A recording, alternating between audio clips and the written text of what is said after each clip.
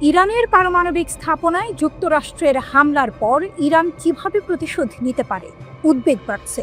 Iran বহু দশক ধরে নিজেদের সামরিক সক্ষমতা গড়ে তুলেছে, যার মূল লক্ষ্য ছিল যুক্তরাষ্ট্রকে যে কোনো আক্রমণ থেকে বিরত রাখা। ইসরায়েল ইরানের সম্ভাব্য লক্ষ্যবস্তু ও কৌশল। যুক্তরাষ্ট্র এবং তাদের আঞ্চলিক মিত্রদের বিরুদ্ধে প্রতিশোধ নেওয়ার সিদ্ধান্ত ইরানকে ইসরায়েলের চেয়ে অনেক বড় এবং কাছাকাছি লক্ষ্যবস্তুর সুযোগ দেবে। এর ফলে ইরান তাদের ক্ষেপণাস্ত্র ও ড্রোন আরও কার্যকরভাবে ব্যবহার করতে পারবে।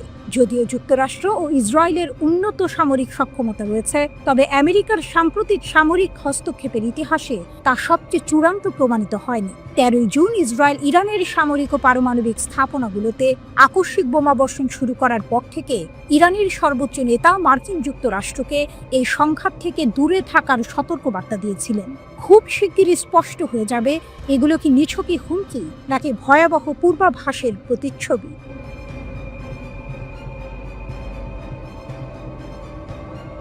হরমুজ প্রণালীকে লক্ষ্য করে হামলা। হরমুজ প্রণালী পারস্য উপসাগরের সরু প্রবেশদ্বার, যেখান দিয়ে বিশ্বের প্রায় 20% তেল বাণিজ্য হয়। এর সবচেয়ে সরু অংশ মাত্র 33 কিলোমিটার চওড়া।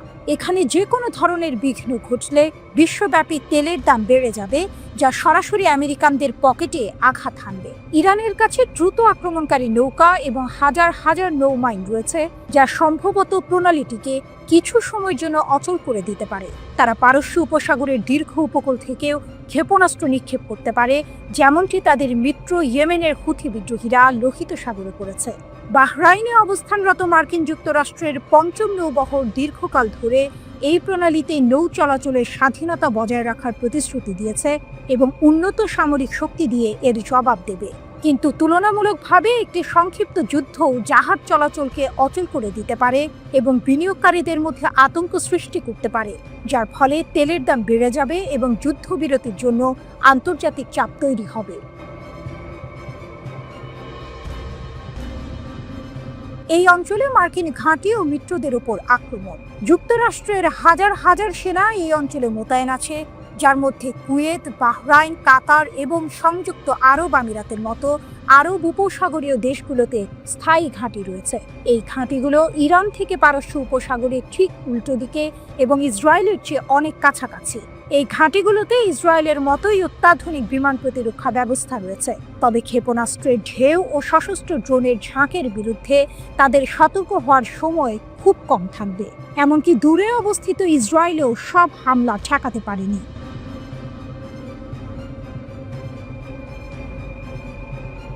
আঞ্চলিক মিত্রদের সক্রিয় করা ইরানের তথাকথিত প্রতিরোধের অক্ষ।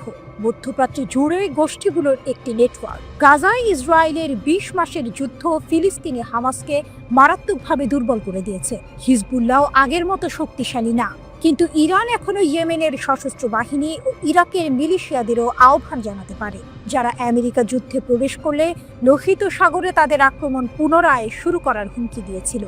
উভয় গোষ্ঠীরই ড্রোন এবং ক্ষেপণাস্ত্র ক্ষমতা রয়েছে, যা তাদের মার্কিন যুক্তরাষ্ট্র এবং তার মিত্রদের লক্ষ্যবস্তু করতে সক্ষম করবে।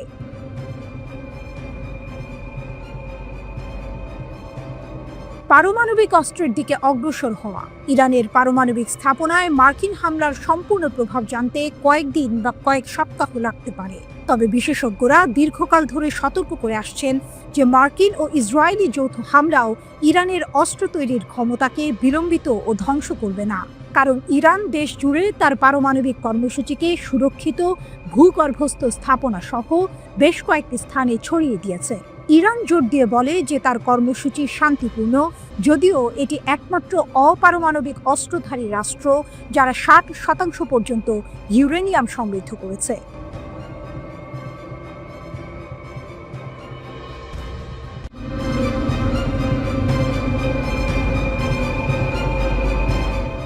এক নাটকীয় ঘোষণায় ইরান ট্রু প্রমিস 3 অপারেশনের নতুন ধাপে প্রথমবারের মতো একটি নতুন অত্যাধুনিক ক্ষেপণাস্ত্রের উন্মোচন করেছে।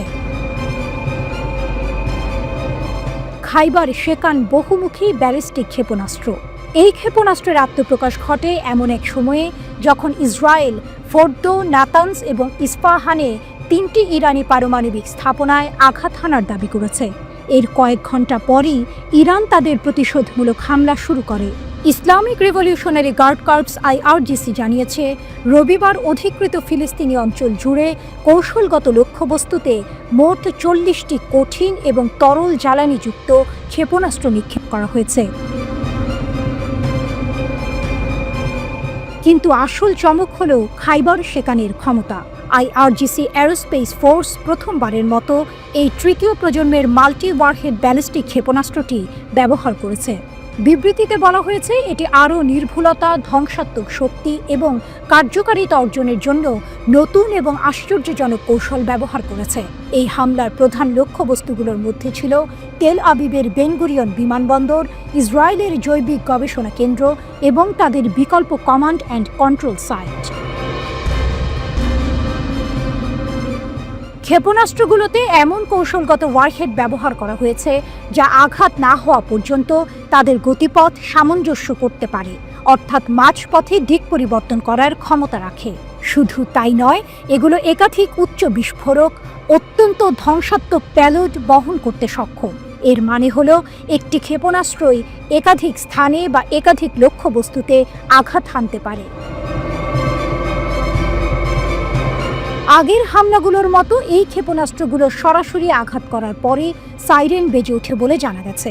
তবে সবচেয়ে বড় হুমকি হল IRGCর শেষ কথাটি। আমরা ঘোষণা করছি যে এই প্রতিরক্ষায় ইরানের সশস্ত্র বাহিনীর মূল ক্ষমতা এখনও সক্রিয় করা হয়নি। অর্থাৎ ইরান বোঝাতে চাইছে যে তারা এখনও তাদের সম্পূর্ণ শক্তি প্রয়োগ করেনি। BBC বলছে, খাইবার ক্ষেপণাস্ত্রটি ইরানের ক্ষেপণাস্ত্র ভাণ্ডারের সবশেষ মাঝারি পাল্লার ব্যালিস্টিক ক্ষেপণাস্ত্রগুলোর মধ্যে একটি। এটি আনুষ্ঠানিকভাবে খোররামশর 4 নামে পরিচিত। ক্ষেপণাস্ত্রটি দেশীয়ভাবে উৎপন্ন খোররামশর ক্ষেপণাস্ত্র সিরিজের চতুর্থ জেনারেশন। 2000 কিলোমিটার পাল্লার খাইবার ক্ষেপণাস্ত্র 1500 কেজি ওজনের ওয়ারহেড বহনে সক্ষম, যা ইরানের মাঝারি পাল্লার ক্ষেপণাস্ত্রগুলোর মধ্যে সবচেয়ে ভারী ওয়ারহেডগুলোর মধ্যে একটি। তরল জ্বালানি চালিত এই ক্ষেপণাস্ত্রটি উড়ন্ত অবস্থাতেই নিয়ন্ত্রণ করা যায়। এর পাশাপাশি বায়ুমণ্ডলের বাইরে ওয়ারহেডের গতিপথ সামঞ্জস্য করার সক্ষমতা রয়েছে এই ক্ষেপণাস্ত্রটির। ইরানে নির্মিত এর আগের ক্ষেপণাস্ত্রগুলোর তুলনায় অনেকটাই নির্ভুলভাবে লক্ষ্যবস্তুতে আঘাত হানতে সক্ষম খাইবার। প্রযুক্তিগতভাবে খাইবারের সর্বোচ্চ গতি বায়ুমণ্ডলের বাইরে আনুমানিক ম্যাক 16, যা শব্দের গতির 16 গুণ, এবং এর ভেতরে আনুমানিক ম্যাক 8। প্রযুক্তিগতভাবে এই ক্ষেপণাস্ত্র এতটাই শক্তিশালী যে প্রচলিত আকাশ প্রতিরক্ষা ব্যবস্থা দিয়ে এই ক্ষেপণাস্ত্র আটকানো বেশ কঠিন। ইয়েমেনের আনসারুল্লাহ আন্দোলনের রাজনৈতিক ব্যুরো ঘোষণা করেছে, ইরানের ওপর মার্কিন হামলার পর আপোষ শেষ হয়ে গেছে এবং যুক্তরাষ্ট্রকে এখন ইয়েমেনের সামরিক প্রতিক্রিয়ার জন্য অপেক্ষা করতে হবে। মেহের নিউজ এজেন্সি জানিয়েছে, হুথির রাজনৈতিক ব্যুরো সদস্য মোহাম্মদ আল বুখাইতি বলেছেন, ইরানের বিরুদ্ধে আগ্রাসনের আগে আমেরিকার সাথে আমাদের চুক্তি হয়েছিল। আমরা যুক্তরাষ্ট্র এবং ইহুদিবাদী সরকারের বিরুদ্ধে ইরানে আমাদের ভাইদের পাশে দাঁড়িয়েছি। তিনি ঘোষণা করেন, আমাদের সামরিক প্রতিক্রিয়া আসছে এবং প্রথম পর্যায়ে আমরা লোহিত সাগরে আমেরিকান বাহিনীকে লক্ষ্যবস্তু করব। 22 জুন ভোরে যুক্তরাষ্ট্র B-2 স্টেলথ বোমারু বিমান দিয়ে ইরানের 3টি পারমাণবিক স্থাপনায় আক্রমণ চালায়। হামলার পর মার্কিন প্রেসিডেন্ট ডোনাল্ড ট্রাম্প ঘোষণা করেন, মার্কিন বিমান বাহিনী ইরানের 3টি পারমাণবিক স্থাপনায় সফল আক্রমণ চালিয়েছে।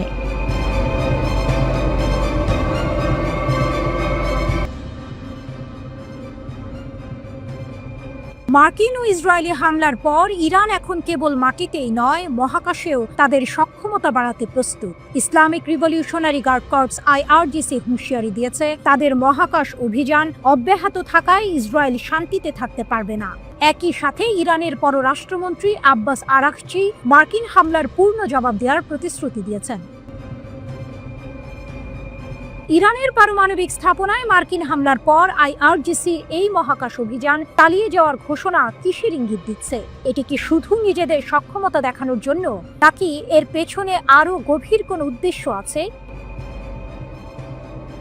ইরান বর্তমানে এক চরম উত্তেজনার মধ্য দিয়ে যাচ্ছে। দেশের পারমাণবিক স্থাপনাগুলো লক্ষ্য করে সর্বশেষ মার্কিন হামলার পর আইআরজিসি জানিয়েছে তারা মহাকাশ অভিযান চালিয়ে যাবে।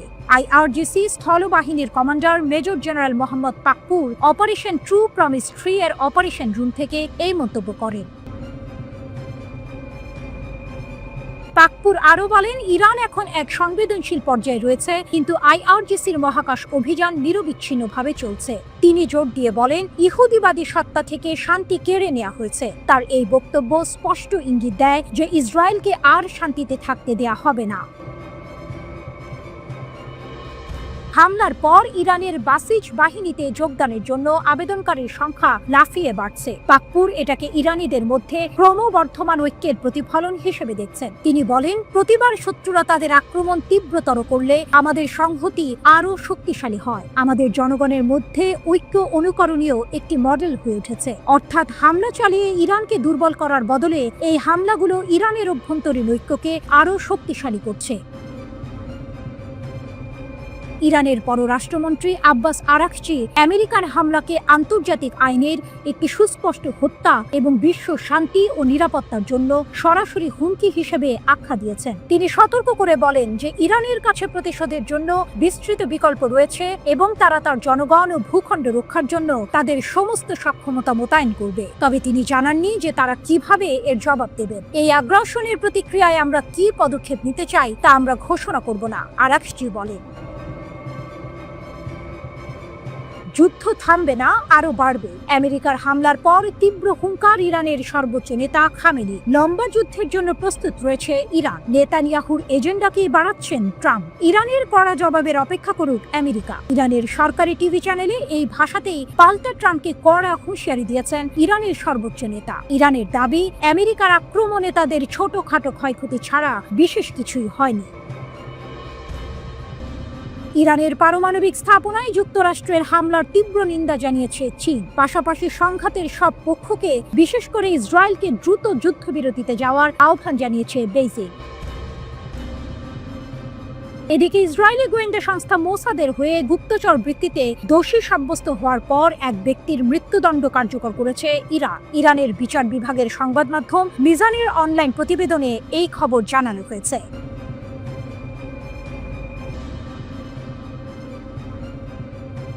ইরানের 3টি পারমাণবিক স্থাপনায় মার্কিন বিমান হামলার পর রাশিয়ার সাবেক প্রেসিডেন্ট দিমিত্রি মেদভেদেভ এক বিস্ফোরক দাবি করেছেন। তিনি বলেছেন, বেশ কয়েকটি দেশ ইরানকে সরাসরি তাদের পারমাণবিক অস্ত্র সরবরাহ করতে প্রস্তুত। বর্তমানে রাশিয়ার নিরাপত্তা পরিষদের ডেপুটি চেয়ারম্যানের দায়িত্বে থাকা মেদভেদেভ টেলিগ্রামে এই চাঞ্চল্যকর মন্তব্য করেছেন। যদিও তিনি নির্দিষ্ট কোনো দেশের নাম উল্লেখ করেননি, তার এই দাবি আন্তর্জাতিক অঙ্গনে বড় ধরনের আলোড়ন সৃষ্টি করেছে। মেদভেদেভ আরও বলেন যে ইরানের লক্ষ্যবস্তু স্থাপনাগুলোতে দৃশ্যত কোনো বড় ধরনের ক্ষতি হয়নি। এর অর্থ হল ইউরেনিয়াম সমৃদ্ধকরণ এবং পারমাণবিক অস্ত্রের উন্নয়ন সম্ভবত অব্যাহত থাকবে। মেদভেদেভ শুধু পারমাণবিক অস্ত্রের সরবরাহের কথাই বলেননি, তিনি সতর্ক করে দিয়েছেন যে যুক্তরাষ্ট্র আরেকটি বড় সংঘাতের ঝুঁকিতে পড়েছে। তার মতে এই হামলা ইরানের নেতৃত্বকে রাজনৈতিকভাবে আরও শক্তিশালী করেছে। এর মানে হলো হামলার উদ্দেশ্য যাই থাকুক না কেন, ইরানকে দুর্বল করার বদলে এটি তাদের আরও একাট্রা করে তুলতে পারে, যা পরিস্থিতিকে আরও জটিল করে তুলবে।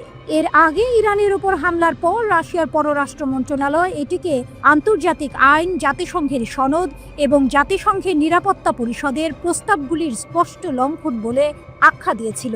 মার্কিন প্রেসিডেন্ট ডোনাল্ড ট্রাম্প দাবি করেছেন, যুক্তরাষ্ট্রের বিমান বাহিনী B-2 স্টেলথ বিমান ব্যবহার করে ইরানের 3টি পারমাণবিক স্থাপনায় সফল আক্রমণ চালিয়েছে।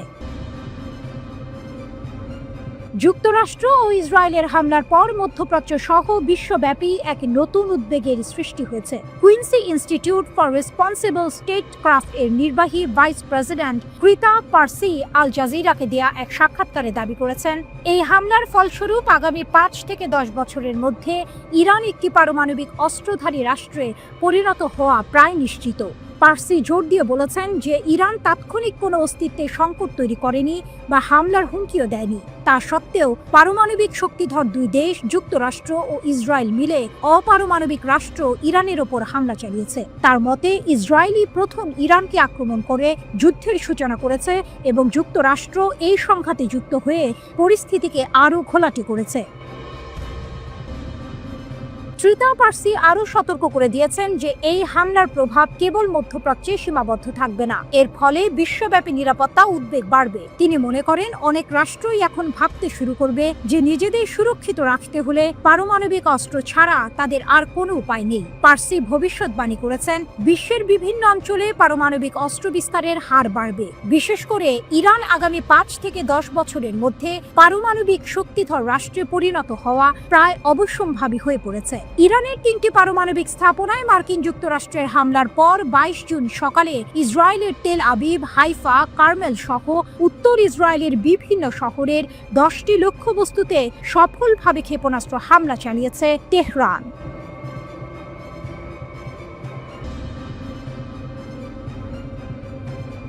ইরানের সর্বোচ্চ নেতা আয়াতুল্লাহ আলী খামেনির সম্ভাব্য উত্তরসূরিদের নাম ঘোষণা করা হয়েছে এবং এর পেছনে লুকিয়ে আছে এক গভীর রহস্য। নিউ ইয়র্ক টাইমস জানিয়েছে খামেনি চান তার অবর্তমানে ক্ষমতা হস্তান্তর দ্রুত ও সুচারুভাবে হোক, কিন্তু কেন এই তড়িঘড়ি, আর কারা সেই 3 জন যারা হতে পারেন ইরানের পরবর্তী চালিকা শক্তি? 38 বছর পর কি আবার ইরানের ক্ষমতার মসনদে বসতে চলেছেন একজন নতুন সর্বোচ্চ নেতা? সংবিধান অনুসারে সর্বোচ্চ নেতা মারা গেলে 88 সদস্যের বিশেষজ্ঞ পরিষদ উত্তরসূরি নির্বাচন করে। এই প্রক্রিয়া 1979 সালের ইসলামিক বিপ্লবের পর থেকে মাত্র একবার ব্যবহার করা হয়েছে, সেটি 1989 সালে, যখন বর্তমান নেতা খামেনি নির্বাচিত হয়েছিলেন। এখন 3 ইরানি কর্মকর্তার সূত্র ধরে নিউ ইয়র্ক টাইমস যে খবর দিয়েছে তা রীতিমতো চমকে ওঠার মতো। খামেনি নাকি নিজেই 3 জন জ্যেষ্ঠ ইমামের নাম ঘোষণা করেছেন তার সম্ভাব্য উত্তরসূরি হিসেবে। তার মৃত্যুর পর এদের মধ্যে একজন বসবেন ইরানের সর্বোচ্চ ক্ষমতার আসনে। কিন্তু আসল প্রশ্ন হলো, হঠাৎ করে কেন খামেনি এই তালিকা প্রকাশ করলেন? নেপথ্যে কি কোনো গভীর উদ্বেগ? কিছুদিন ধরেই খামেনির ওপর ইসরায়েলের হামলার হুমকির খবর শোনা যাচ্ছিল। ইসরায়েলের প্রধানমন্ত্রী বেনিয়ামিন নেতানিয়াহু সরাসরি খামেনিকে লক্ষ্যবস্তু করার সম্ভাবনা বাতিল করেননি। তার মতে খামেনিকে হত্যা করলে সংঘাত আরও বাড়বে না, বরং তা থামবে। সম্প্রতি ইসরায়েলের প্রতিরক্ষামন্ত্রী ইসরায়েল কাটজ আরও এক ধাপ এগিয়ে বলেছেন খামেনিকে বাঁচিয়ে রাখা যাবে না। জরুরি যুদ্ধ পরিকল্পনার সঙ্গে পরিচিত 3 ইরানি কর্মকর্তার উদ্ধৃতি দিয়ে প্রতিবেদনে বলা হয়েছে, খামেনি সামাজিক যোগাযোগ মাধ্যম স্থগিত করেছেন এবং তিনি নিরাপদ স্থানে আশ্রয় নিয়েছেন। এছাড়া তাকে শনাক্তকরণ এড়াতে একজন বিশ্বস্ত সহকারীর মাধ্যমে কমান্ডারদের সঙ্গে কথা বলছেন। জানা গেছে খামেনির ঘোষণা করা 3 জন উত্তরসূরির মধ্যে তার ছেলে মোজদ্বার নাম নেই। এর আগে প্রতিবেদনে জানানো হয়েছিল খামেনির ছেলে মোজদ্বাকে এই দায়িত্ব পালনের জন্য প্রস্তুত করা হচ্ছে। দ্য নিউ ইয়র্ক টাইমসের প্রতিবেদন অনুসারে 86 বছর বয়সী খামেনি সচেতন যে ইসরায়েল বা যুক্তরাষ্ট্র তাকে হত্যার চেষ্টা করতে পারে। ইরানি কর্মকর্তাদের মতে এই ঘটনাকে তিনি শহীদ হিসেবে দেখবেন বলে জানিয়েছেন। মার্কিন প্রেসিডেন্ট ডোনাল্ড ট্রাম্পের ভূমিকাও এখানে বেশ ধোঁয়াশাপূর্ণ। একসময় খামেনিকে সহজ লক্ষ্য বললেও ট্রাম্প সরাসরি বলেছেন যে তারা তাকে হত্যা করবেন না, অন্তত এখন নয়। তবে ট্রাম্প ইরান হামলায় যুক্তরাষ্ট্র যোগ দেবে কিনা সে বিষয়ে 2 সপ্তাহের মধ্যে সিদ্ধান্ত জানানোর ঘোষণা দিয়েছেন। এই সিদ্ধান্ত মধ্যপ্রাচ্যের পরিস্থিতিকে নতুন মোড় দিতে পারে। ট্রাম্প একদিকে কূটনৈতিক সমাধানের কথা বলছেন, অন্যদিকে ইসরায়েলের সঙ্গে যোগ দেওয়ার ইঙ্গিতও দিচ্ছেন। গত 13 জুন ইসরায়েল আকস্মিকভাবে ইরানের সামরিক ও পারমাণবিক স্থাপনায় হামলা চালায়, যা মধ্যপ্রাচ্যের পরিস্থিতিকে আরও উত্তপ্ত করে তুলেছে। যদিও ওয়াশিংটন প্রথমে নিজেদের এই হামলা থেকে দূরে রাখার চেষ্টা করেছে, কিন্তু গত কয়েকদিনে যুক্তরাষ্ট্র ওই অঞ্চলে বিপুল সংখ্যক যুদ্ধ বিমান এবং নৌশক্তি মোতায়েন করেছে। নিউ ইয়র্ক টাইমস জানিয়েছে, ইসরায়েলি হামলায় ইরানের শাসক শ্রেণীর চেইন অফ কমান্ড মারাত্মকভাবে ক্ষতিগ্রস্ত হলেও এটি এখনও কার্যকর আছে। ইরানের শীর্ষ কর্মকর্তারা এখন ব্যাপক পরিসরে যুদ্ধের পরিণতির জন্য প্রস্তুতি নিচ্ছেন, বিশেষ করে যদি ট্রাম্প ইসরায়েলের সঙ্গে যোগ দেওয়ার সিদ্ধান্ত নেন। কর্মকর্তারা জানিয়েছেন, আয়াতুল্লাহ খামেনি একটি বাংকারে আছেন এবং আরও জ্যেষ্ঠ ব্যক্তিত্ব নিহত হওয়ার ক্ষেত্রে তার সামরিক চেইন অফ কমান্ডের মাধ্যমে তার স্থলাভিষিক্তদের বেছে নিয়েছেন। তিনি শত্রুর হাতে নিহত হলে সর্বোচ্চ নেতার পদ গ্রহণের জন্য 3 জ্যেষ্ঠ ধর্মীয় নেতার নামও ঘোষণা করেছেন, তবে খামেনির প্রস্তাব করা 3 জনের নাম প্রকাশ করা হয়নি।